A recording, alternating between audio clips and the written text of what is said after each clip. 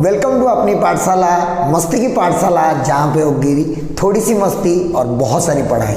As promise मैं दीपक sir आपके लिए लेके आया हूँ 69 आउट ऑफ 70 वाला सीरीज़, 69 आउट ऑफ 70 वाला सीरीज़, जिसमें हम लोग पढ़ रहे थे फिजिक्स। और फिजिक्स का हम लोग स्टार्ट किए थे chapter number 9, that is ray optics and optical instruments, जिसमें ऑलरेडी 3 लेक्चर हमारे ख़त्म हो चुके हैं। और 3 लेक्चर्स में हम क्या क्या सीखे हैं मैं आपको बहुत ज़्यादा शॉर्ट में बता देता हूँ। सबसे पहले हम लोग सीखे थे कि लाइट के बारे में जनरल डिस्कशन, कब रे ऑप्टिक्स पढ़ते हैं, कब वेव ऑप्टिक्स पढ़ते हैं। उसके बाद हम लोग सीखे थे रिफ्रैक्शन के बारे में, रिफ्रैक्शन क्या होता है। उसके बाद हम लोग रिफ्रैक्शन के अंदर लाइट का क्या चेंजेस होता है, स्नेल्स लॉ क्या होता है, वो सारी चीज़ें हम लोग देख चुके थे। फिर हम लोग पढ़े रिफ्रैक्टिव इंडेक्स क्या होता है, वहाँ से हम लोग रिलेशन फाइंड आउट किए। फिर उस रिलेशन से हम लोग वेवलेंथ का रिलेशन फाइंड आउट किए। बहुत सारा हम काम कर चुके हैं। फिर हम लोग पढ़े थे एप्लीकेशन ऑफ रिफ्रैक्शन। फिर नेक्स्ट लास्ट लेक्चर में हम लोग पढ़े थे टोटल इंटरनल रिफ्लेक्शन एंड उसके एप्लीकेशंस। आज का जो लेक्चर है ये थोड़ा सा डेरिवेशन वाला लेक्चर है, कंप्लीटली डेरिवेशन वाला लेक्चर है ना, कंप्लीटली डेरिवेशन है ये, मैं लिख चुका हूँ शायद डेरिवेशन है ना। और this derivation is very very important. क्यों इंपॉर्टेंट ये आपको पता चल जाएगा, क्योंकि 5 to 5 मार्क्स वाले क्वेश्चंस जनरली इस वाले डेरिवेशन से आते हैं। और ये डेरिवेशन थोड़ा सा लेंदी है, राइट, थोड़ा सा लेंदी है और ज्योमेट्री बेस्ड डेरिवेशन है। तो आपको बहुत अच्छे से इस डेरिवेशन को समझना पड़ेगा और उसको प्रैक्टिस करना पड़ेगा बिना देखे। ऑलराइट, जैसे कि आप एक बार वीडियो देख लिए, समझ गए, उसके बाद आप क्या करो ना, उस डेरिवेशंस को बार बार अपने कॉपी में प्रैक्टिस करो बिना देख के। डायग्राम ड्रॉ करने की प्रैक्टिस करो, रफली मतलब ऐसे ही डायग्राम ड्रॉ करो, वो धीरे धीरे डायग्राम आपका बेस्ट डायग्राम बन जाएगा। और एग्जाम में जाके आप जब डायग्राम ड्रॉ करना होगा तो आपका टाइम वेस्ट नहीं होगा, आपको सोचना नहीं पड़ेगा।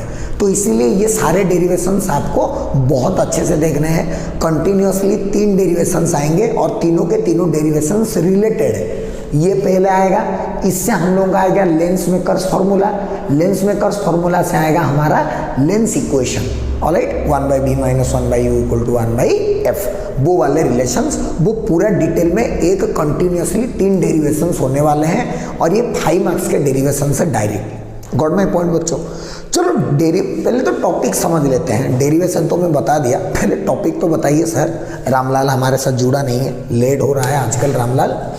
हाँ क्या बात है रामलाल, गर्लफ्रेंड वर्लफ्रेंड बना दिया है रामलाल ने, इसीलिए लेट हो रहा है। मैं बता रहा हूँ, बहुत चालाक इंसान है। मुझे बोलता है कि सर मैं अपने आंटी के घर जा रहा हूँ। मैं बोला तेरा तो कोई आंटी नहीं थी ना सर, इधर वो नाम की आंटी बन गई है, नाम उनके घर जा रहा हूँ। मैं बोला ठीक है जा, कोई बात नहीं। बोला सर आपका गाड़ी चाहिए। मैं बोला ठीक है, मेरा गाड़ी लेके चला जा। बाद में मेरा गाड़ी लेके चला गया। फिर मैं मेरे दोस्त के साथ क्या हुआ ना, पास वाले रेस्टोरेंट में खाना खाने गया। तो जब मैं पास वाले रेस्टोरेंट में खाना खाने गया तो देखा कि गेट के बाहर मेरा गाड़ी खड़ा है। मैं बोला ये तो मौसी के घर था, इसका मौसी कब से यहाँ पे रहने लगे, है ना। तो अंदर जाके देखा तो रामलाल बैठा हुआ है अपनी गर्लफ्रेंड के साथ। गर्लफ्रेंड मतलब पता नहीं कौन थी, बट लड़की थी कोई।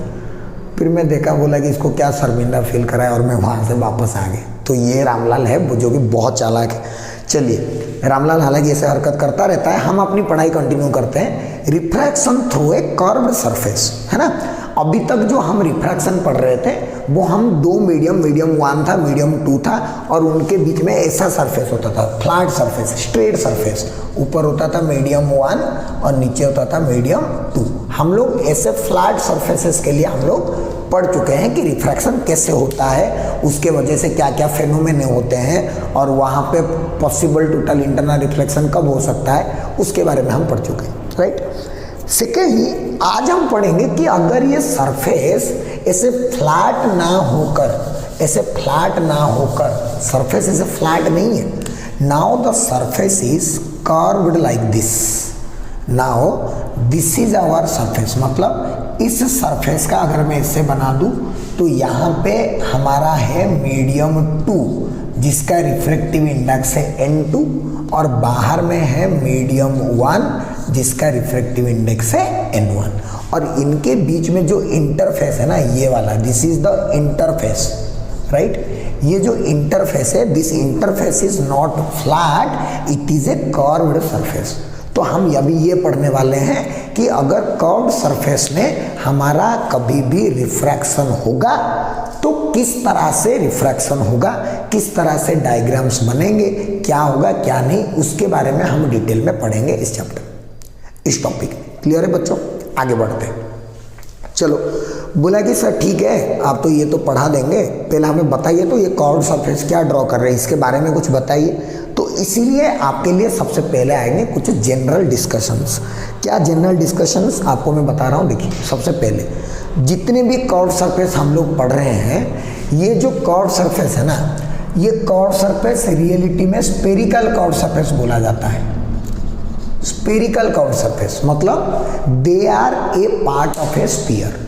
जितने भी ये जो कर्व्ड सरफेस है, ये कोई ना कोई एक स्फीयर का पार्ट होगा, ऐसे है ना, कोई ना कोई एक स्फीयर का पार्ट होता है। हर एक कर्व्ड सरफेस, हम जो कर्व्ड सरफेस पढ़ते हैं यहाँ पे, हर एक कर्व्ड सरफेस एक स्फीयर का पार्ट होता है। सबसे पहले अगर वो एक स्फीयर का पार्ट है, उस स्फीयर का पक्का एक सेंटर होगा और उसका कुछ रेडियस होगा।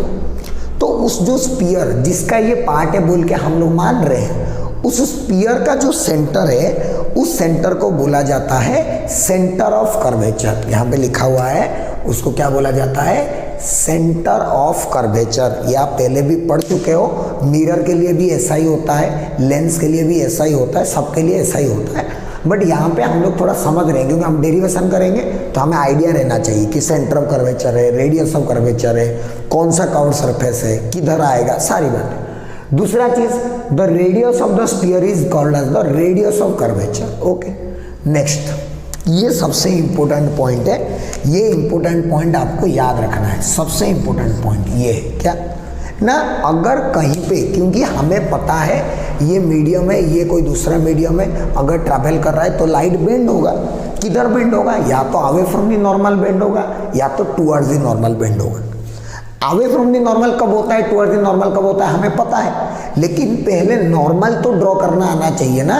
जब सीधा था तो नॉर्मल सीधा लाइन ड्रॉ कर देते थे, अब तो ये कर्व्ड है, तो नॉर्मल कैसे ड्रॉ करेंगे ना? Normal drawn at any point is the radius.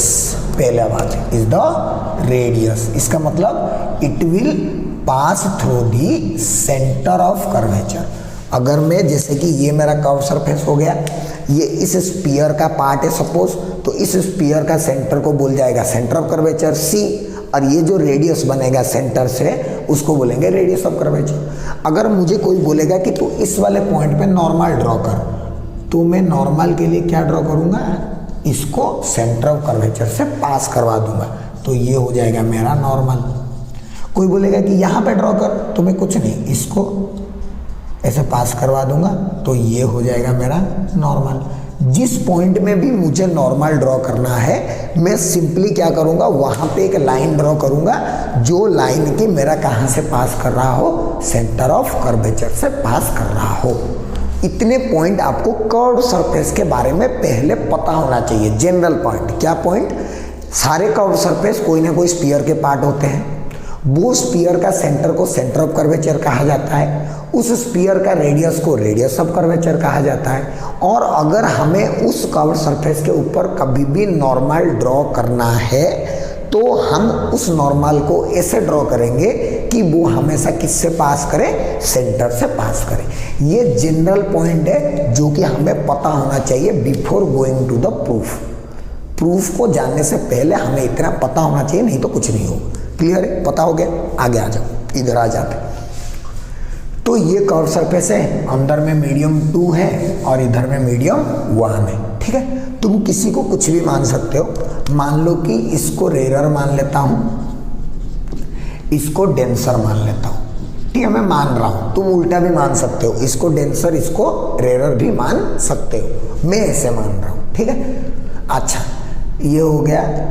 इसका सेंटर मान लेते हैं कि इसका सेंटर यहाँ पे कहीं पे है O, और ये हो गया उसका रेडियस ऑफ कर्वेचर। ये इसका नाम कुछ दे देते हैं, सॉरी इसका नाम दे देते हैं C, इसका नाम दे देते हैं O, है ना।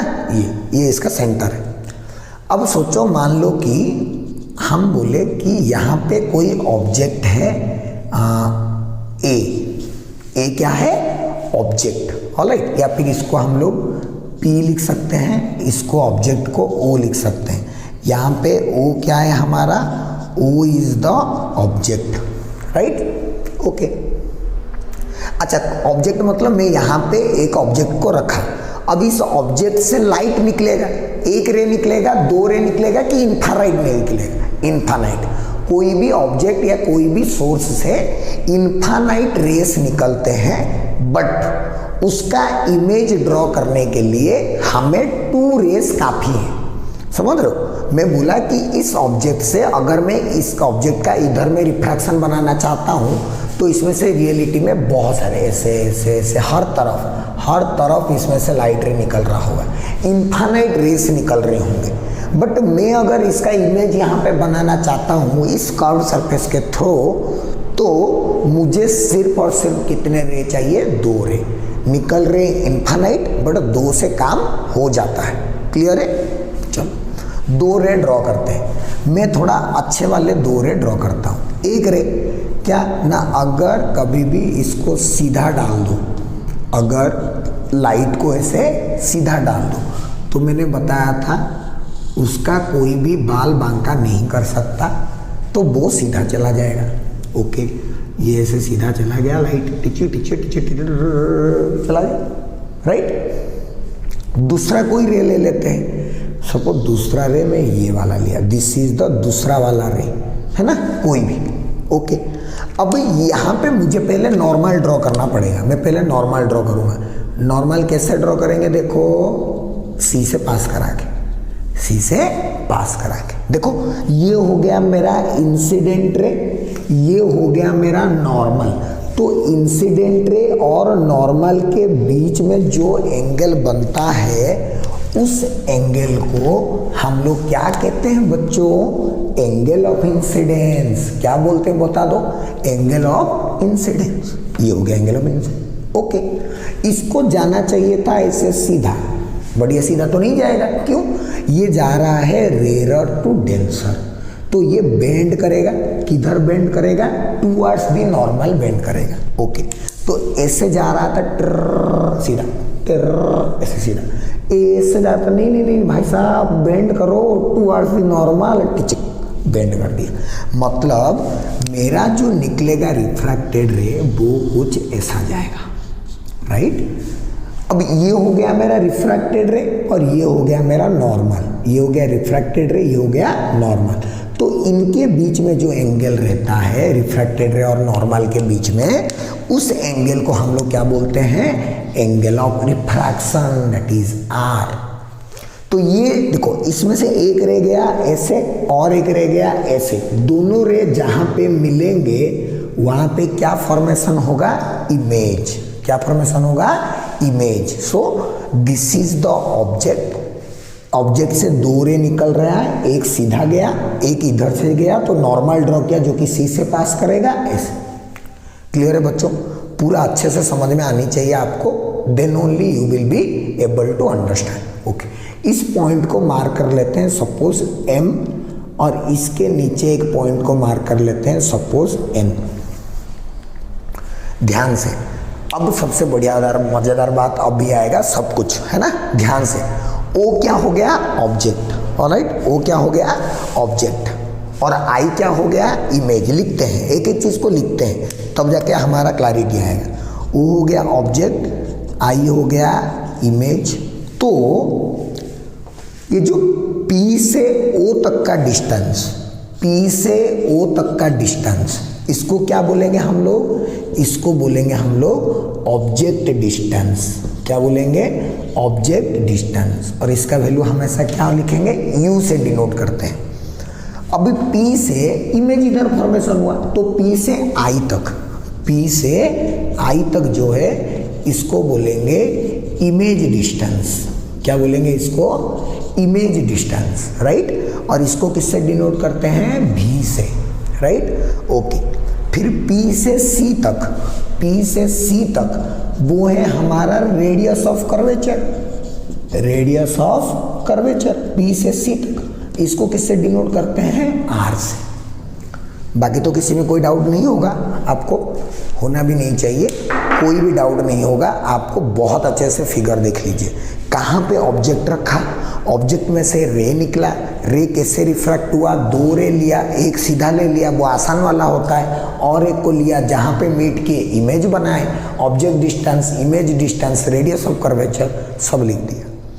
अब एक बात बताओ, ये जो कर्व सरफेस है वो बहुत छोटा है, ये जो कर्व सरफेस है वो बहुत छोटा है।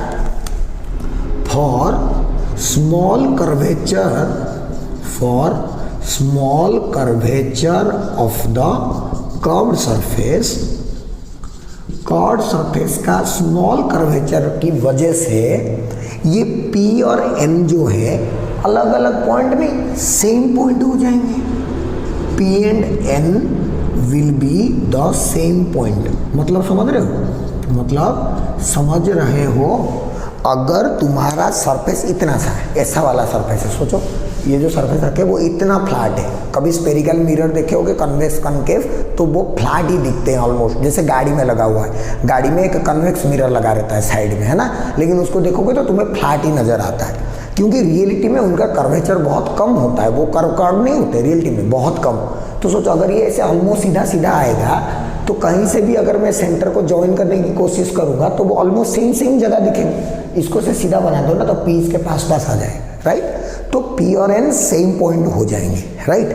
तो मैं ये जो PI लिखा हूं, इस PI को क्या लिख सकता हूं मैं, NI, और ये PC को मैं क्या लिख सकता हूं, NC, और ये PO को मैं क्या लिख सकता हूं, NO।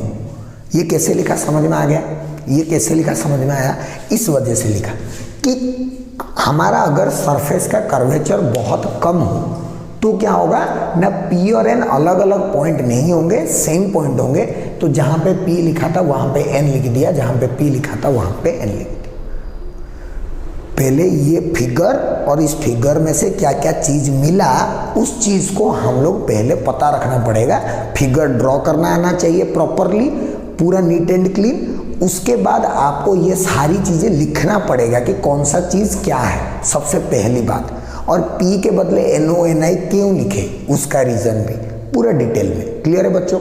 इस तरह से एग्जाम में लिखोगे ना, कोई ऐसा नहीं है जो 1 नंबर काट दे आपका, एक कोई नहीं काट सकता एक भी नंबर आपका, समझ रहे हो। बहुत अच्छे से हो जाएगा सब कुछ। चलिए आगे बढ़ते हैं।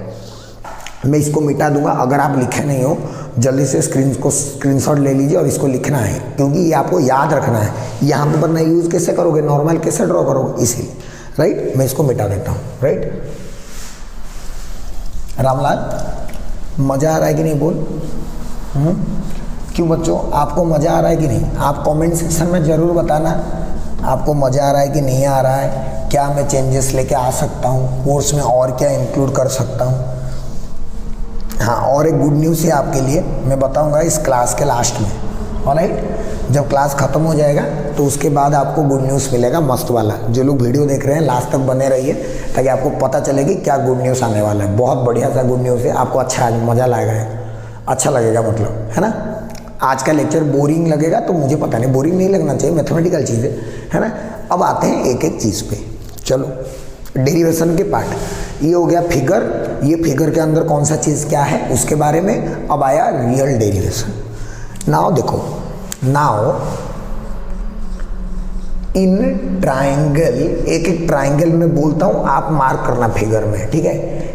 MON, फिर इन ट्राइंगल MIN, फिर इन ट्राइंगल MCN। 3 ट्राइंगल की बात कर रहा हूँ। तीनों ट्राइंगल को देख लीजिए आप मतलब फटाक से। MON, ये वाला ट्राइंगल दिख रहा है, दिस वन, टिक टिक टिक टिक टिक, ये वाला है ना, ये वाला MON MON MON MO, दिख रहा है कि नहीं, MON M है कि नहीं। MON ट्राइंगल में जो टैन का वैल्यू आएगा, टैन कौन सा, ये वाला एंगल है ना, tan angle MON equal to क्या होगा, perpendicular by base, perpendicular MN by base PO। तो MN बाई बेस, पीओ नहीं एनओ, जो भी लिख दो बात तो एक ही है, mn by NO, mn by NO. अच्छा, ये जो कर्वेचर स्मॉल हुआ इसका मतलब ये सारे एंगल जो भी आएंगे ये सब एंगल भी क्या होंगे, स्मॉल स्मॉल, क्योंकि ये कर्वेचर ही सीधा हो गया ना, तो सब कुछ क्या हो जाएंगे, स्मॉल स्मॉल। सब कुछ अगर स्मॉल स्मॉल होगा तो मैं इसको क्या लिख सकता हूँ, therefore angle MON equal to MN by NO। इसका रीजन समझ में आया, इसको रीजन समझ में आया, स्मॉल एंगल है ना, इसका रीजन है स्मॉल एंगल। जब स्मॉल एंगल रहता है तो हम लोग क्या लिख देते हैं, मैं कहाँ पे बता दूँ, यहाँ पे बता दूँ, sine theta equal to tan theta equal to theta, हम लोग ऐसे लिख देते हैं डायरेक्ट, है ना। जब भी थीटा का वैल्यू स्मॉल होता है, जब थीटा स्मॉल होता है तो हम लोग ऐसे लिखते हैं ना।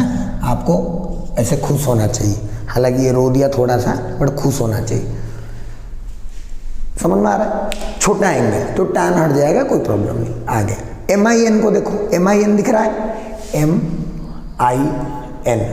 MIN बड़ा वाला, MIN दिख रहा है कि नहीं, दिख रहा है कि नहीं, टिचक टिचक टिचक टिचक दिख रहा है। MIN पे आओ, वहाँ पे टैन एंगल MIN, ये वाला एंगल टैन एंगल MIN क्या होगा, फिर से perpendicular by base, that is MN by base is NI, तो फिर से एंगल हट जाएगा, तो आ जाएगा angle MIN equal to MN by NI। इसका भी रीज़न क्या होगा, इसका भी रीज़न होगा स्मॉल एंगल, है ना, इसका भी रीज़न होगा स्मॉल एंगल। आई होप आपको समझ में आ रहा है, बोरिंग नहीं लग रहा होगा। फिर छोटा वाला ट्राइंगल में फिर से लिखो ना, angle tan of angle MCN equal to MCN, ये वाला एंगल MCN क्या हो जाएगा, perpendicular MN by NC, sorry MN by NC। तो फिर से this implies triangle sorry angle MCN equal to MN by NC। क्या तीन एंगल आए, एक एंगल आया ये वाला, एक एंगल आया ये वाला, और एक एंगल आया ये वाला, तीन एंगल आ गया। देख लो टिक किया हूँ, तीनों एंगल आ गए हमारे पास, है ना। तीनों एंगल का वैल्यू हमें याद रखना है, बस देख लेते हैं, एक एक एक, कुछ नहीं, टैन से निकला है, छोटा एंगल है तो हटा दिए टैन को, डायरेक्ट लिख दिए।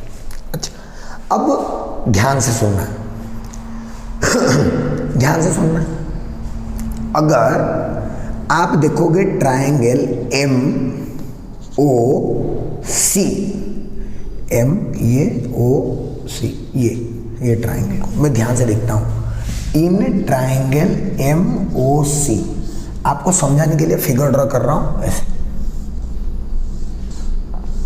इधर M इधर O इधर C और ये ऐसे, और ये वाला एंगल I दिख रहा है, ये वाला एंगल I है ना। यहाँ पे I क्या है ना, I is the exterior angle, I is the exterior angle, है कि नहीं। अगर कोई भी एक्सटीरियर एंगल हो गया तो that is equal to sum of two distance internal angles, ये आप क्लास 8th 9th में पढ़े होंगे। ये हो गया external, that is equal to sum of two internal angles, that means therefore I equal to angle MOC plus angle MCO।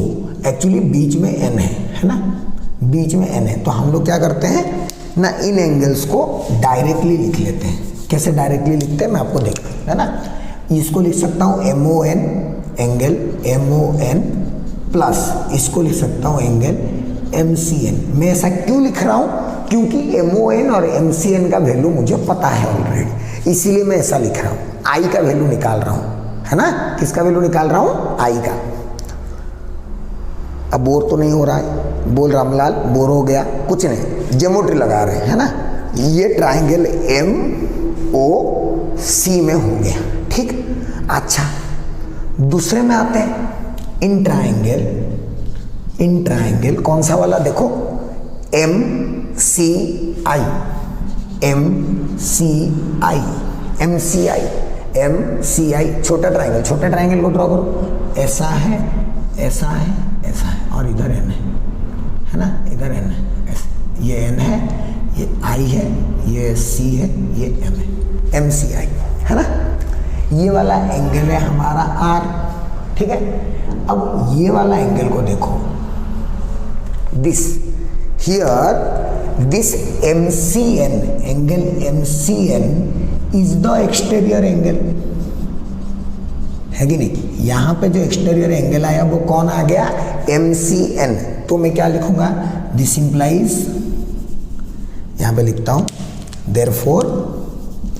Therefore angle MCN equal to distance interior this plus this R plus angle MIN।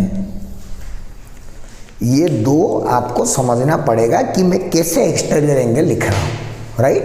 एक triangle choose किया बड़ा वाला, that is MOC, बीच में N था, और एक triangle choose किया MCI, side में ड्रॉ किया हूँ, उसका यहाँ पे N था, है ना। एक्सटीरियर एंगल यहाँ पे दिख रहा है, बाहर I है, यहाँ पे एक्सटीरियर एंगल दिख रहा है बाहर, ये वाला है MCN। तो MCN equal to sum of distance and यहाँ पे MCI equal to sum of distance. अब क्या है ना, यहाँ से R निकाल दो, दिस इंप्लाइज R का वैल्यू क्या आ गया, angle MCN minus angle MIN। यहाँ से R का वैल्यू आ गया, है ना। यहाँ से एक इक्वेशन आया, यहाँ से एक इक्वेशन आया, यहाँ से I का वैल्यू आया और यहाँ से R का वैल्यू आया, है ना। समझ में आ गया क्या क्या कर रहे हैं। सबसे पहले फिगर में कौन सा पार्ट क्या क्या है, उसके बाद ट्राइंगल ढूंढना, MN/NO, NO, 3 ट्राइंगल चूज किए, right angle, 3 right angle triangle, इस साइड 1, इस साइड 2। सब में हम लोग ये वाले एंगल जो मार्क किए हुए हैं फिगर में, उस वाले एंगल का वैल्यू निकालें।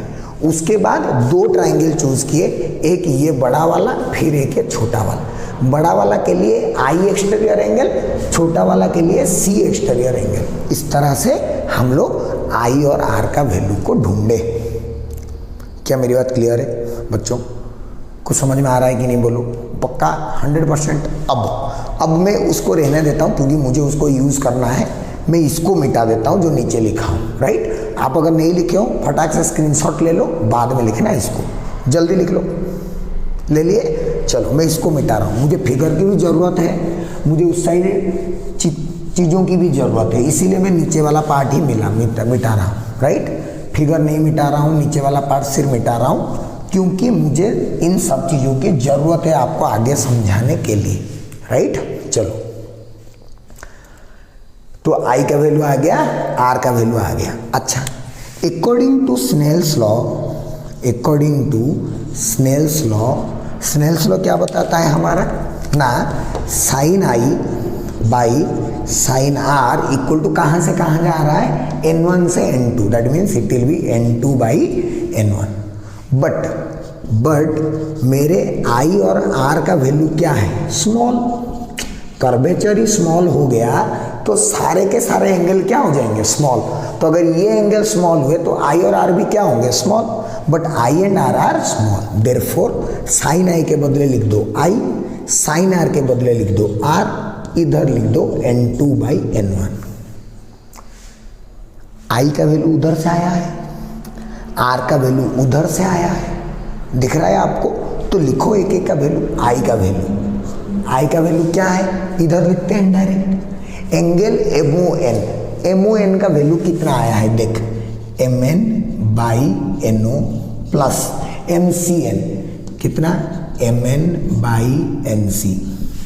इधर MCN minus MIN, MCN is MN by NC minus MIN is how much, MN by NI। तो ये वो वैल्यूज हैं जो I और R के आए हैं, है ना। डाल देते हैं फटाक से, देख लो, डाल दो। ऊपर में क्या है, I का value MN by NO plus MN by NC whole divided by R, R का value mn by nc minus mn by ni, ये आया। This is equal to n2 by n1। Right बच्चों, समझ में आ रहा है आपको? सब सिंपल, थोड़ा कैलकुलेटिव है तो क्या करूँ मैं, कैलकुलेशन तो करना पड़ेगा ना आपके लिए, है ना। mn mn mn mn cut गया, इधर क्या बचा 1 बाई NO। अब ध्यान से सुनो, ये जो NO है हम लोग एक ना डायरेक्शन लिखते हैं। क्या डायरेक्शन लिखते हैं, मैं कहाँ लिखूँ, मैं आपको बता देता हूँ। अगर जिधर से लाइट जा रहा है उधर जाएंगे तो पॉजिटिव, अगर जिधर से लाइट जा रहा है उसका ऑपोजिट में जाएंगे तो नेगेटिव। सोचो, लाइट किधर जा रहा है, इस तरफ। This is the direction of light. मुझे P से मेजर करना है, all distances are measured from pole, P से।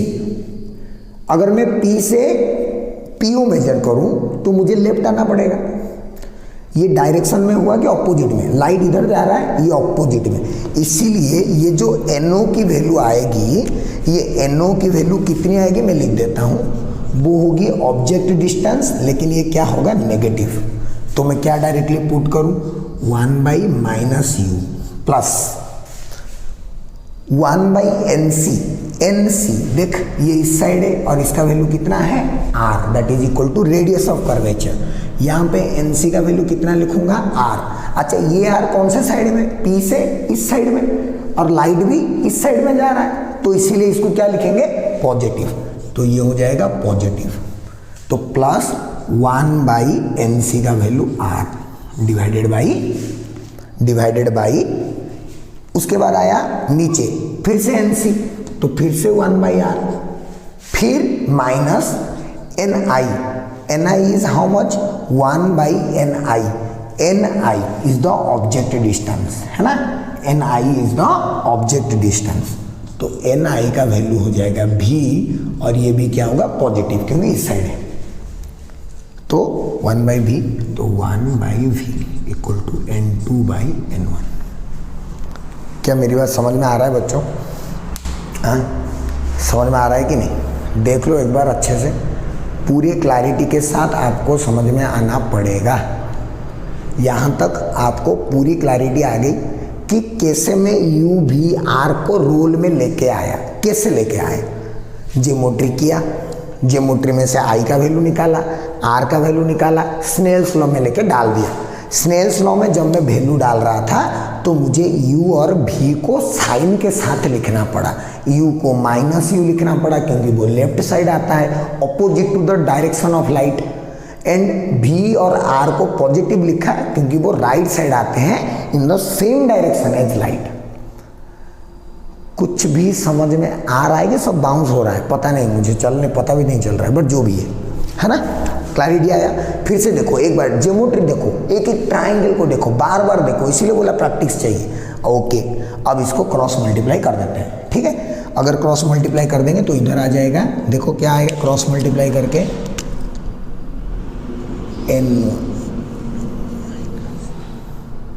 N1 by minus U cross multiply plus N1 by R cross multiply equal to इसको इधर N2 by R minus N2 by V।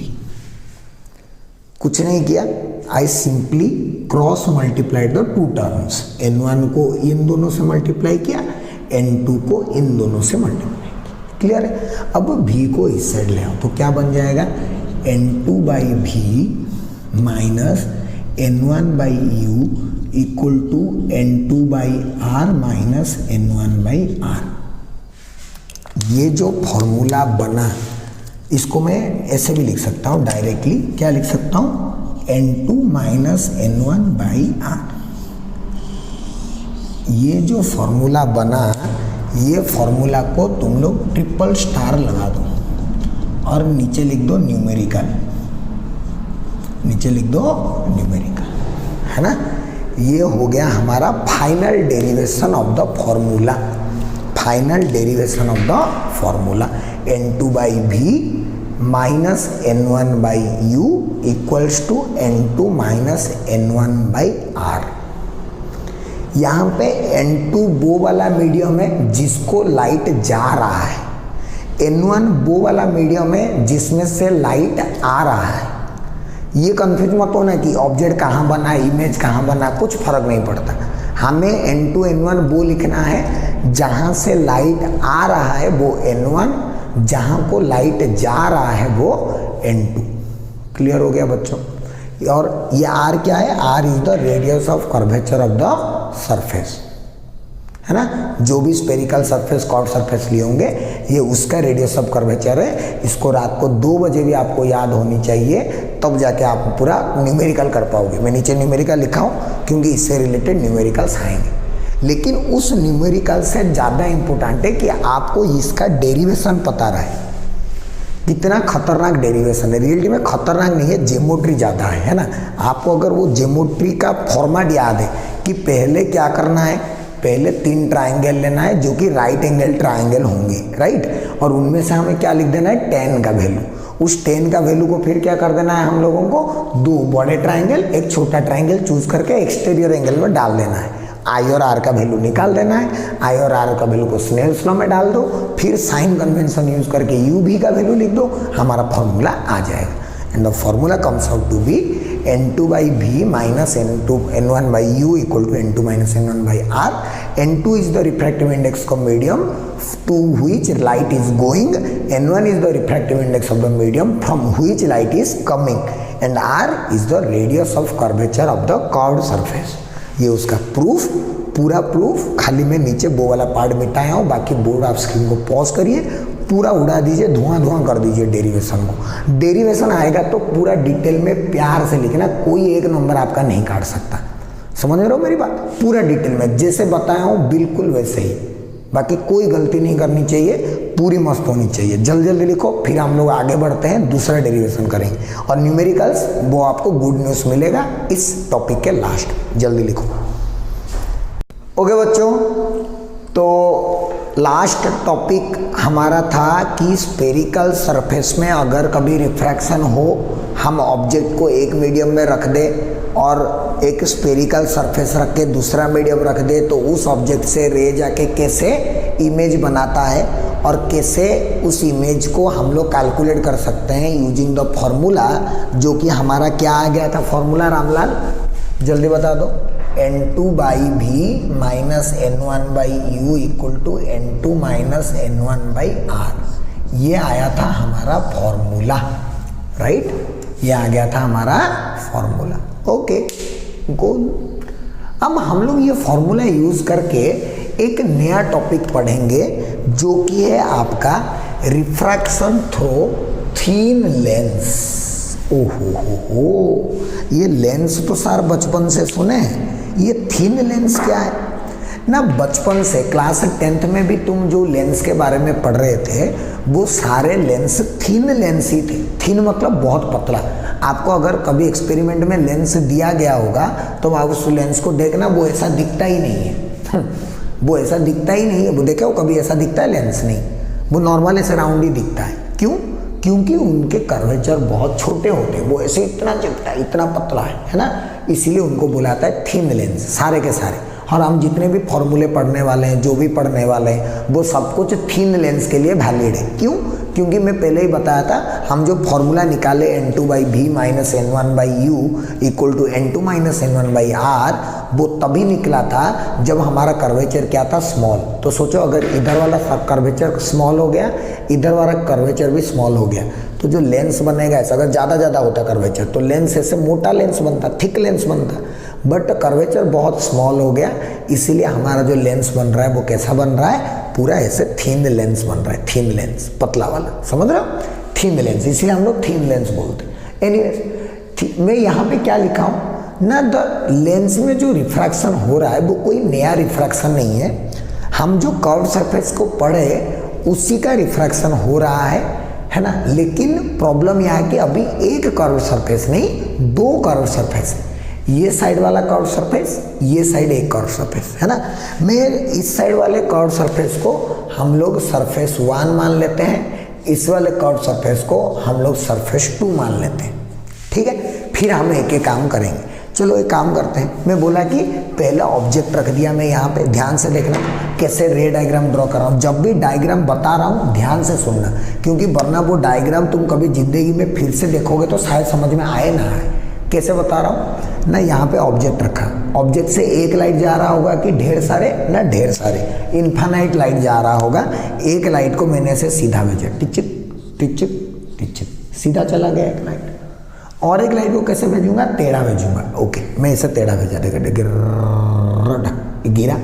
जैसे ही गिरा ये बाहर में रेयर मीडियम है, अंदर में डेंसर मीडियम है। N1 मान लेते हैं या फिर इसको कुछ भी मान लेता हूँ, NAR मान लेता हूँ, इसको N ग्लास मान लेता हूँ, ठीक है।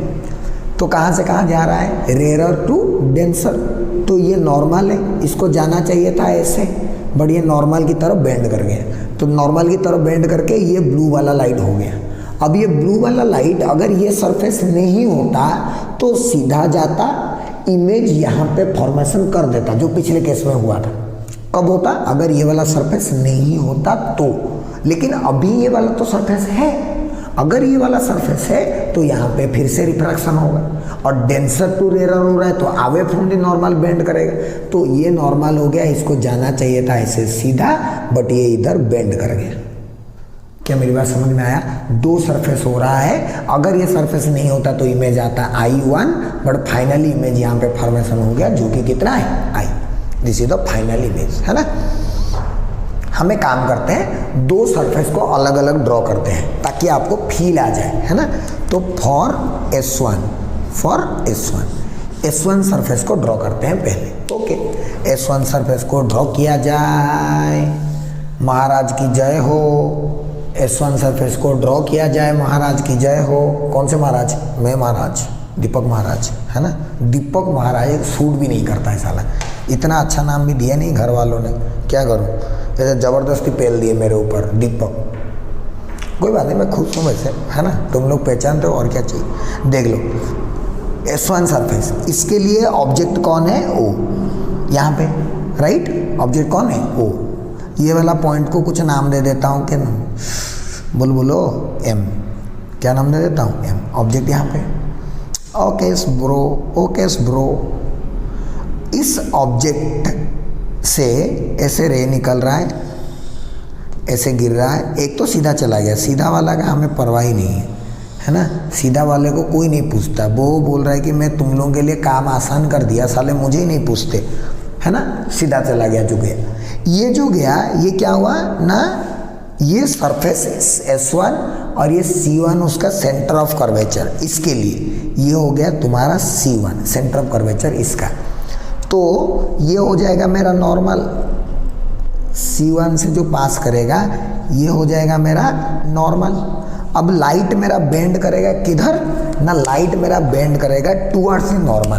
तो ये टुवर्ड्स द नॉर्मल ऐसे बेंड करता है, ऐसे बेंड करता है।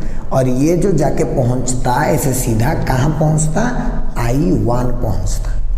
कहाँ पहुंचता है, I1, राइट। ओके, उसके बाद दूसरा वाला सरफेस को ड्रॉ करते हैं, सरफेस S2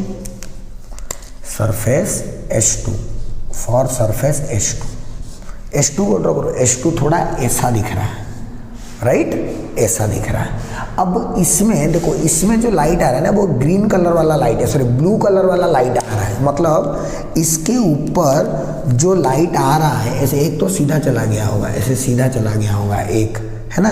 लाइट जो आ रहा है वो कौन से डायरेक्शन में आ रहा है ना, I1 के डायरेक्शन में आ रहा है, I1 के डायरेक्शन में। मतलब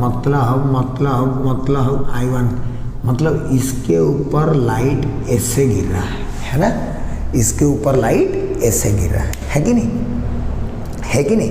मतलब ये लाइट सीधा नहीं जाएगा, सीधा जाता तो I1 में पहुंचता तो इमेज बनता, बट वो सीधा नहीं जाएगा। वो क्या करेगा, बेंड करेगा। कैसे बेंड करेगा ना, इधर इसका सेंटर ऑफ कर्वेचर है C2, तो यहाँ पे मैं क्या ड्रॉ करूँगा, ऐसे नॉर्मल। तो ये कहाँ बेंड करेगा, अवे फ्रॉम द नॉर्मल। तो ये away from the normal bend किया और आके कहाँ पे मिला, I पे, राइट। आके कहाँ पे मिला, I पे। क्या मेरी बात क्लियर है बच्चों? मेरी बात क्लियर है? दोनों सरफेस को अच्छे से देखो, दोनों सरफेस को अच्छे से देखो। यहाँ पे जो रिफ्रैक्शन हुआ ऑब्जेक्ट से जाके हमारा क्या फॉर्मेशन हुआ? I1। क्या फॉर्मेशन हुआ? I1। ये माइक फंस जाता है यार, माइक वाइक बहुत टेंशन है ना। एनीवेज I1 फॉर्मेशन होता, बट इधर ये जो रिफ्रैक्शन हुआ ये कहाँ से कहाँ तक हुआ? ना बाहर में एयर है, अंदर में ग्लास है, तो ये Na से Ng हो रहा है। लेकिन इधर बाहर Ng है और इधर Na है, मतलब यहाँ से कहाँ हो रहा है? यहाँ हो रहा है ग्लास से एयर, यहाँ हो रहा है एयर टू ग्लास। और इसके लिए जो ऑब्जेक्ट है, इसके लिए ऑब्जेक्ट कौन है? O, और इसके लिए इमेज जो है वो इमेज कौन है? I1। और इसका रेडियस ऑफ कर्वेचर, इसका जो रेडियस ऑफ कर्वेचर है वो देखो यहाँ से इधर की तरफ है, यहाँ से इधर की तरफ, तो हो जाएगा +R1। राइट की तरफ है +R1। इसके लिए जो ऑब्जेक्ट बनेगा, सोच, इसका लाइट कहाँ से आ रहा है? इस वाले सरफेस में, मतलब इस वाले सरफेस का जो इमेज है वो इसके लिए क्या एक्ट कर रहा है? ऑब्जेक्ट। ये तुम्हें कॉन्सेप्ट समझना पड़ेगा, है ना, कि अगर ये सरफेस नहीं होता तो इमेज यहाँ बन जाता। अब ये सरफेस कर क्या रहा है ना, इस इमेज को यहाँ नहीं, इसका एक इमेज बना रहा है I। तो ये जो I1 है वो इस वाले सरफेस के लिए क्या बन गया? ऑब्जेक्ट बन गया, क्योंकि इसी वाला लाइट, ये इमेज का बनाने वाला जो लाइट है ना, वो ही लाइट रिफ्रैक्शन हो रहा है। तो जिससे आ रहा है लाइट, जिसके वजह से आ रहा है लाइट, वही तो ऑब्जेक्ट है ना।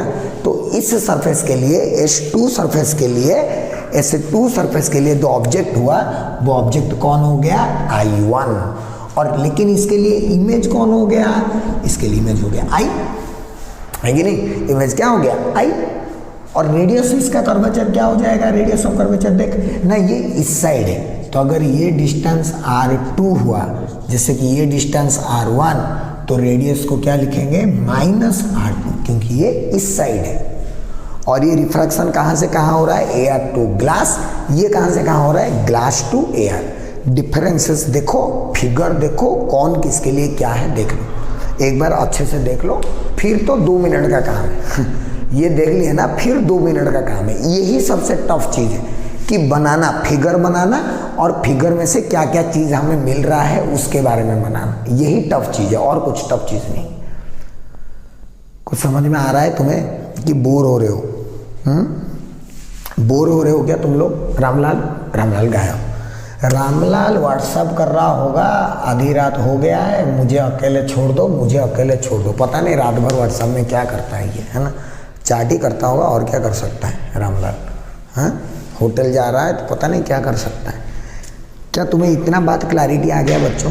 क्या बता रहा हूँ मैं कि कैसे एक थिन लेंस का मतलब 2 कर्व सरफेस का कॉम्बिनेशन।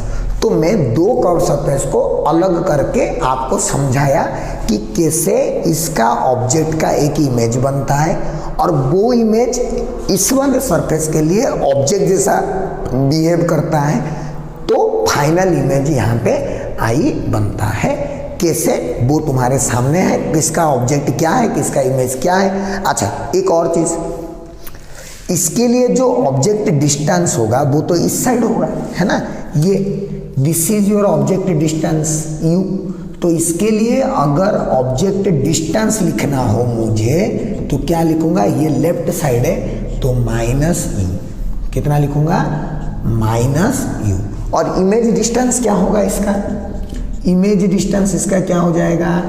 इसका इमेज डिस्टेंस ना, यहाँ से लेकर यहाँ तक इमेज डिस्टेंस V1 मान लेता हूँ। ये राइट साइड है, तो इसको क्या लिखूंगा? +V1।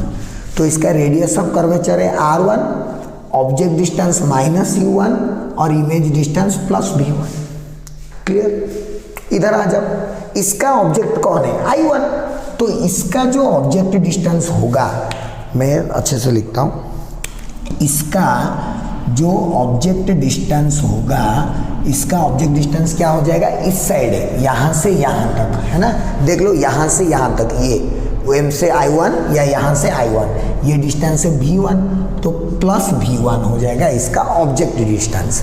और इसका इमेज डिस्टेंस क्या हो जाएगा, इसका इमेज कहाँ से फॉर्मेशन हुआ, I पे, तो इस डिस्टेंस को V मान लेते हैं, तो इसका इमेज डिस्टेंस हो जाएगा प्लस V, क्योंकि ये पे राइट साइड है। कुछ समझ में आ गया? हाँ, क्या क्या समझ में आया कि नहीं बोलो। साइन लिख रहा हूँ मैं, है ना, U, V और R का साइन लिख रहा हूँ कि जो लाइट के डायरेक्शन में है उसको प्लस, जो लाइट के डायरेक्शन में नहीं है उसके ऑपोजिट में है उसको माइनस। तो किसको किसको प्लस लिखा ना, देखो इसका इमेज इस साइड मतलब इधर मेजर कर रहा हूँ और प्लस, इसका ऑब्जेक्ट इस साइड लेफ्ट मेजर कर रहा हूँ तो माइनस। सिंपल से आपको समझ में आ गया।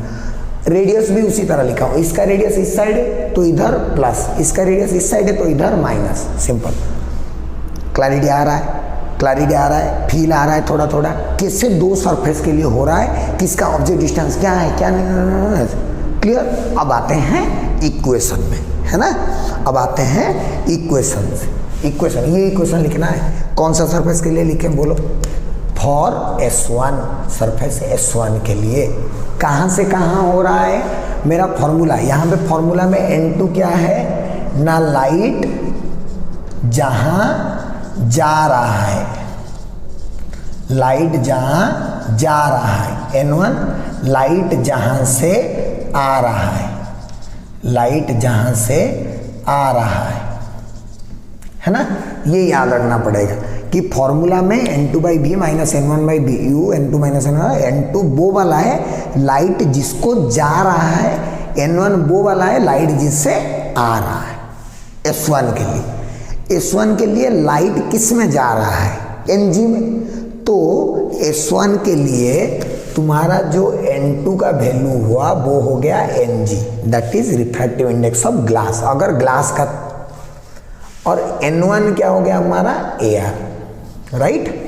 फॉर्मूला लिख देते हैं, N2 मतलब Ng by therefore Ng by V, इसका object distance, sorry image distance. V क्या होता है, इमेज डिस्टेंस कितना है, plus V1, Ng by plus V1 minus N2/V minus N1/U, N1 is Na by U, इसका ऑब्जेक्ट डिस्टेंस कितना लिखे हैं, माइनस U, तो minus U equal to N2 Ng minus Na by radius of curvature, surface का radius of curvature plus R1, तो plus R1। This is equation 1 मान लेते हैं, हालांकि बहुत सारे इक्वेशन आएंगे बाद में, 1 है ना। कैसे लिखा समझ में आया? ये फॉर्मूला लिख रहा हूँ मैं यहाँ पे, इसको नहीं चाहिए, इसको मैं ऐसे कर देता हूँ ताकि आप कंफ्यूज ना हो। इसको यूज कर रहे हैं हम लोग, है ना, इसका कोई काम नहीं है ना, इसको यूज कर रहे हैं सरफेस 1 के लिए।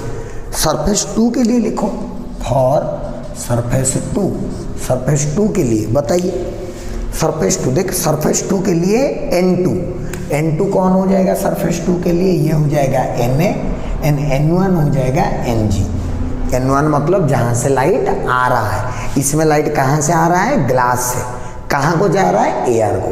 ऐसा नहीं कि तुम इसमें देख दो सर यहाँ तो एयर में आ रहा है सर, अरे एयर में आ रहा था इस सरफेस के लिए, बट जब इस सरफेस को आके पहुँचा ना तब किस में आ रहा था, ग्लास में आ रहा था, तभी तो सरफेस पे पहुँचा। उड़ गए तोते, समझ में आएगी नहीं, इस तरह से होता है। तो बताओ मेरे बच्चों, कहाँ होगा इसका इक्वेशन 1, हाँ टू इक्वेशन 2 की है कौन, मुझे आशा में जाता है थोड़ा थोड़ा, कौन की होबा लगे, हंसना मत तुम मेरे आशा में, है ना। लिख देते हैं यार, क्या बात है, सब कुछ तो पता ही है, सब कुछ तो पता ही है ना, लिख देते हैं की होबो Na/V, object distance is plus V minus Ng/ object distance is plus V1 equal to Na minus Ng बाई क्या लिखूंगा, minus R2, Na minus Ng बाई माइनस R2। कुछ समझ में आ रही है कि नहीं आ रही है? अरे कुछ तो बोलो, कुछ भी समझ में आ रहा है कि नहीं? हाँ आ रहा है कि नहीं? सिंपल सिंपल सी बातें लिख रहा हूँ मैं, कुछ गड़बड़ लिखा ही नहीं हूँ अभी तक, है कि नहीं? कुछ भी गड़बड़ नहीं लिखा हूँ, सिर्फ यही लिख रहा हूँ बस। मेरी बात क्लियर है? अब देख, ये दोनों माइनस माइनस होके क्या हो जाएगा? प्लस। इधर क्या है? mg/v1, इधर क्या है? Minus mg/v1। इसको इक्वेशन 2 कर दे। अभी क्या करो ना, adding equation 1 and 2, adding equation 1 and 2 add कर दे। क्या हो जाएगा? इधर हो जाएगा mg/v1, ये तो mg/v1 कैंसिल हो जाएंगे, इधर बन जाएगा na/v minus, sorry plus, minus into minus क्या हो जाएगा? प्लस na/u इक्वल टू इधर ng माइनस na और ये na माइनस ng, तो क्या निकाल दो? ng माइनस na कॉमन निकाल दो, 1/r1 माइनस 1/r2, राइट? दोनों इक्वेशन को ऐड कर देंगे तो ng माइनस na कॉमन निकल जाएगा, 1/r1 माइनस 1/r2।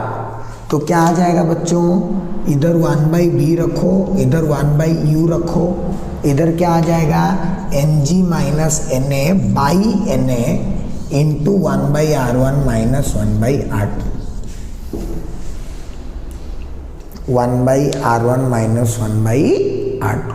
समझ में आ रहा है कुछ कि नहीं आ रहा है? जल्दी बोल दो, कुछ भी समझ में आ रहा है? अब क्या होगा ना, सोचो कि कभी भी आज तक हमें पता है, आप क्लास 10 में भी पढ़े होंगे कि अगर आपको फोकस में रखना है इमेज को, फोकस में रखना है इमेज, मतलब इमेज को आपको अगर फोकस में फॉर्मेशन करवाना है तो ऑब्जेक्ट को कहाँ रखना पड़ेगा? इन्फिनिटी में। ऑब्जेक्ट को कहाँ रखना पड़ेगा? इन्फिनिटी में। ये पता होना पड़ेगा, ये 10th क्लास का कॉन्सेप्ट है। If you want to make v equal to f, then u has to be equal to infinity. u has to be equal to how much? Infinity. क्या मेरी बात समझ में आ रहा है? कुछ भी समझ में? अच्छा, मैंने क्या गलत काम किया हूँ? कौन बताएगा क्या गलत काम किया हूँ? बताओ क्या गलत काम किया हूँ मैं इन सब? मैं एक गलत काम किया हूँ कि ये पूरे इक्वेशन में ना हम लोग सबका साइन ऑलरेडी लिख चुके थे। u का साइन भी पहले लिख चुका था, v का साइन भी पहले लिख चुका था, सब लिख चुका था, है ना, डेरिवेशन में। तो यहाँ पे फिर से मुझे साइन लिखने की जरूरत नहीं है। समझ में आ रहा है? यहाँ पे माइनस लिखने की जरूरत नहीं, जहाँ पे प्लस है वहाँ पे तो प्लस लिखने की वैसे भी जरूरत नहीं है, बट मुझे माइनस लिखने की जरूरत नहीं है क्योंकि ड्यूरिंग डेरिवेशन हम ऑलरेडी माइनस साइन यूज कर चुके थे, इसलिए हमें फिर से माइनस साइन यूज करने की जरूरत नहीं है। ऐसे होगा। समझ में आया? इधर देख, तो ये प्लस वाला क्या हो जाएगा? इधर माइनस, ये भी क्या हो जाएगा? इधर माइनस। ठीक, तो मैं बोला कि if image at focus, image at focus मतलब v का वैल्यू क्या हो जाएगा? f, देन u का वैल्यू क्या होगा? इन्फिनिटी। अब सोच इधर, अगर इधर 1 u के बदले आप इन्फिनिटी पुट कर दोगे तो 1/इन्फिनिटी क्या हो जाएगा? 0। u के बदले इन्फिनिटी पुट करो, 1/इन्फिनिटी 0, और b के बदले क्या पुट करेंगे? f। देयरफॉर क्या बनेगा? 1/f equal to ng minus 1 into 1/r1 minus 1/r2। ये जो इक्वेशन आया थोड़ा नीचे आ गया, हालांकि इक्वेशन आया, this equation is known as the lens makers formula.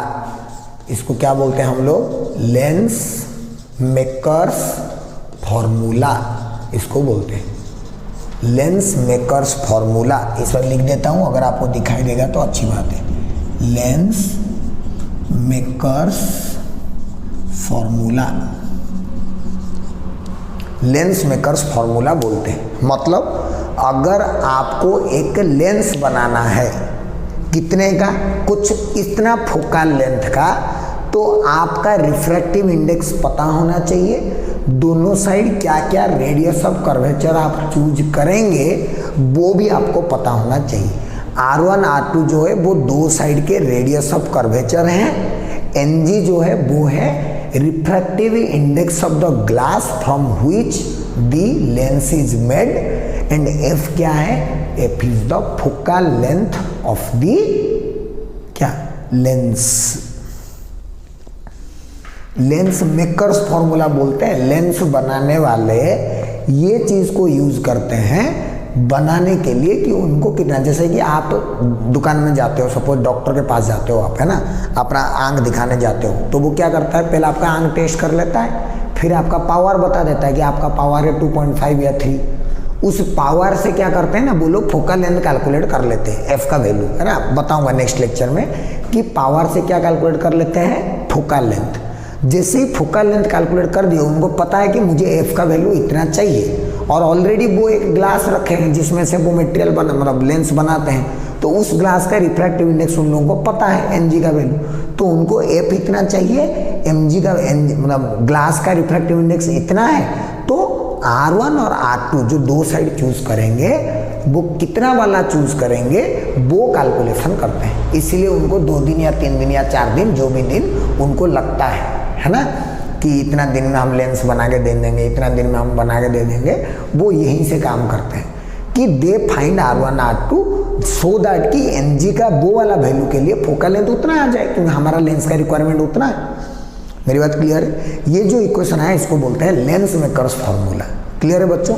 आप स्क्रीन को पॉज करके पूरा डेरिवेशन लिखो, पूरा डेरिवेशन आपको समझना है कि कैसे हम दो फिगर ले लिए। यहाँ पे ऑब्जेक्ट डिस्टेंस लिखने की जरूरत नहीं है साइन के साथ, है ना, बिकॉज साइन हमें यूज करना नहीं है। क्यों?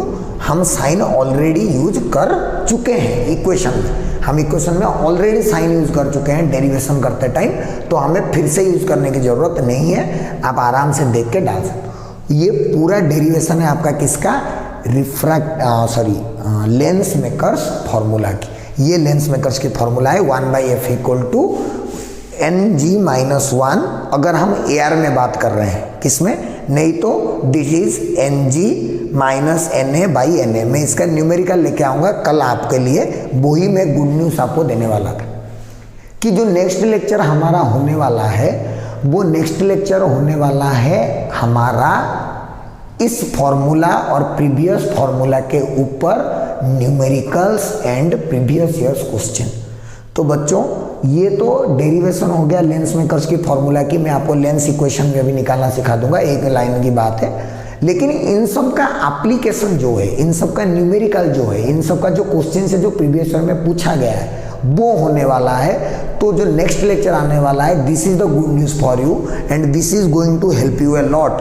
आई will come with all the previous year questions from SEBA board and from CBSE board in the last 5 to 10 years, and we will solve all the questions from this topic that are already been asked in your exams. तो कल का video जो next video आने वाला है उसको अगर आप कर लेते हो तो आप इतना सारा थ्योरी पढ़े हो नहीं पढ़े हो कुछ फर्क नहीं पड़ता। वही क्वेश्चन से आप लोग मास्टर बन जाओगे और वही क्वेश्चन से जो आपके एग्जाम में फिर से आने वाले हैं। समझ में आ गया? तो आज का जो टॉपिक चल रहा है, इस टॉपिक तक refraction through curve surface and refraction through lens, इस टॉपिक तक का सारे प्रीवियस ईयर क्वेश्चंस, सारे न्यूमेरिकल्स आप लोगों के लिए मैं लेके आ रहा हूं नेक्स्ट वीडियो में। यही था आज का मेरा गुड अनाउंसमेंट। मुझे हंसी का साउंड सुनाई दे रहा है, पता है क्यों? पीछे रामलाल बहुत हंस रहा है, बोला कि कहाँ से लाएगा इतना क्वेश्चन का रामलाल? कल कहाँ से लाए? मैं रखा हूँ, सारे क्वेश्चन कलेक्शन करके रखा हूँ, सारे क्वेश्चन लेके आऊँगा कल। और नेक्स्ट वीडियो में हमारा आपको क्वेश्चंस ना स्क्रीन के ऊपर मिल जाएंगे, फिर हमको बोर्ड पे डिस्कशन कर लेंगे, ताकि आपका पूरा बोर्ड का जो प्रिपरेशन है ना उसमें कोई कमी नहीं रहनी चाहिए यार। फिजिक्स इस बार का फोड़ के आना है, सबको पूरा फिजिक्स फोड़ के आना है। समझ में आ रहा है मेरी बात? उसी हिसाब से हम लोग प्रिपरेशन कर रहे हैं और डेरिवेशन भी इतना अच्छे से करा रहा हूँ, एक एक स्टेप के। आपको कोई कन्फ्यूजन नहीं होनी चाहिए, कैसे फिगर ड्रॉ किया, कैसे ये सब चीज़ लिखा, कौन सा फॉर्मूला यूज़ किया, फॉर्मूला में ये टर्म कौन सा है, ये टर्म कौन सा है, सारी चीज़ें आपके दिमाग में रहनी चाहिए। और ये एक दिन में नहीं आएगा। मैं जब क्लास 11 में पढ़ रहा था ये डेरिवेशन करता था, 12 में पढ़ रहा था ये डेरिवेशन कर रहा था, तो मेरे दिमाग में भी एक दिन में नहीं लेता था। मैं इसको 4 बार 5 बार 10 बार 12 बार लिखता था। सुबह उठा, काम कुछ नहीं है, 10 मिनट लेट है कॉलेज के लिए, बैठ के डेरिवेशन लिख लिया कॉपी में, हो गया तो अच्छी बात है। नहीं हुआ तो क्लास में जितना लीजर टाइम मिलेगा उस टाइम में डेरिवेशन देखूंगा, फिर घर पे आके उसको लिखूंगा रात को एक बार। ऐसे में जो 5 बार 6 बार लिख दिया ना, मुझे ऐसा याद रह गया, मैं आज तक जब से पास आउट हुआ हूँ तब से लेकर आज तक मैं ये डेरिवेशन को सेकेंड टाइम कभी नहीं देखा हूँ। मैं हमेशा बिना देखे आपके सामने जब बोलो तब डेरिवेशन कर सकता हूँ। तो आपको भी डेरिवेशंस को इस तरह से प्रैक्टिस करने हैं, इतने बार प्रैक्टिस करने हैं कि कुछ छूटे ही नहीं उसमें से। समझ में आ रहा है मेरी बात, है ना? तब जाके फॉलो करना पड़ेगा भाई साहब। तो ये आ गया हमारा lens makers formula, and this formula is used by the operators is the lens makers to make the lenses of desired focal length and radius of curvature given. अब एक बात तुम्हें बताता हूँ, सुनो। इसमें ना 2 इक्वेशन आया। एक तो इक्वेशन आया ये वाला, मैं इधर ही मार्क कर रहा हूँ, ठीक है? इसको बना देते हैं हम लोग इक्वेशन 3 और इसको बना लेते हैं हम लोग इक्वेशन 4। 3 और 4 को देखो, है ना? मैं मिटा रहा हूँ, फिगर मिटा रहा हूँ सिर्फ, है ना, ताकि आपको सब समझ में आए। अगर एक्सक्यूज मी, अगर मैं इक्वेशन 3 और 4 को देखूँ, है ना, इक्वेशन 3 और 4 ध्यान से देखना, इधर में बॉक्स में बना रहा हूँ। From equation 3 and 4, from equation 3 and 4, 3 और 4 इक्वेशन में RHS जो है Ng/Na, है ना, ये भी तो Ng/Na ही है ना, ऐसे लिख दो ना यार, Ng/Na लिख देते हैं, क्या फर्क पड़ता है? Ng/Na माइनस Na/Na इज 1, तो Ng/Na where N is the refractive index of glass, Na is the refractive index of the surrounding, है ना, ये मत भूलना। Na is the refractive index of the surrounding, है ना, ये जब एयर में रखा हुआ। दोनों का राइट हैंड साइड इक्वल है, Ng/Na minus 1 R1 R2 Ng/Na, मतलब लेफ्ट हैंड साइड भी दोनों का क्या होगा? Equal. And 1/v minus 1/u equal to 1/f is known as the lens equation और the lens formula. Lens equation और lens formula, यही डेरिवेशन है उसका। लेंस मेकर्स फॉर्मूला से ही डेरिवेशन है, और लेंस मेकर्स फॉर्मूला के 2 इक्वेशन डेवलप होते हैं। जिन 2 इक्वेशन को इक्वल कर दो ना, तो आपका लेंस इक्वेशन या लेंस फॉर्मूला आ जाता है फटाक से, that is 1/v minus 1/u equal to 1/f। अब इसको कैसे यूज करना है, क्या यूज करना है, वो बाद की बात है, वो लेंस वाला सेक्शन है, वो नेक्स्ट लेक्चर की बात है। लेकिन इस वाले आज वाले लेक्चर में हम जो भी पढ़े बच्चों, उसका इम्पोर्टेंस है 5 नंबर का न्यूमेरिकल। बार बार बता रहा हूँ, कितने नंबर का रामलाल? 5 नंबर का न्यूमेरिकल, है ना। 5 नंबर का डेरिवेशन न्यूमेरिकल मिला के 5 नंबर के आते हैं। डेरिवेशन आज करवाया, कल इसके टोटल इंटरनल रिफ्लेक्शन के इससे पहले के जितने भी प्रॉब्लम्स आए हुए हैं, जितने भी क्वेश्चंस आए हुए हैं, जितने भी न्यूमेरिकल्स आए हुए हैं, सब नेक्स्ट वीडियो में आपको मिलने वाला है। एक एक करके हर एक क्वेश्चन का आंसर बताऊंगा, तो आप कल का लेक्चर बिल्कुल भी मिस करना। और मेरा लेक्चर आज आपको कैसा लगा कमेंट सेक्शन में ज़रूर बताइए। मैं इसमें क्या वीडियोस और इम्प्रूवमेंट कर सकता हूँ, क्या कंटेंट लेके आ सकता हूँ, आप डेफिनेटली कमेंट सेक्शन में बताइए। I will work on the that. Alright, बाकी पढ़ना मत भूलना यार, मतलब गोल हमारा फिक्स रहना चाहिए, मकसद हमें पता होना चाहिए कि हम क्या कर रहे हैं और कितना नंबर आने वाला है। एवरी टाइम हम खुद को इवैल्यूएट करने वाले हैं। और दूसरी बात, जिन लोगों को डाउट्स हो रहे हैं या डाउट्स पूछ रहे हैं, तो डिस्क्रिप्शन में मेरा व्हाट्सअप का ग्रुप का लिंक भी दिया हुआ है, और मेरा खुद का व्हाट्सअप नंबर और कॉन्टैक्ट नंबर भी दिया हुआ है। आप एनी टाइम कॉल करके मुझे डाउट पूछ सकते हो, व्हाट्सअप करके डाउट पूछ सकते हो। मैं आपका डाउट क्लियर करने का 100% कोशिश करूँगा, एंड जितना जल्दी पॉसिबल है मैं लाइव आने की कोशिश करूँगा यूट्यूब में। अगर लाइव आऊँगा तो मज़ा आएगा, आपके साथ इंटरेक्शन होगा। तो तब तक बच्चों आप घर पे रहिए, सेफ रहिए, पढ़ते रहिए और पढ़ना मत भूलिए। Thank you so much.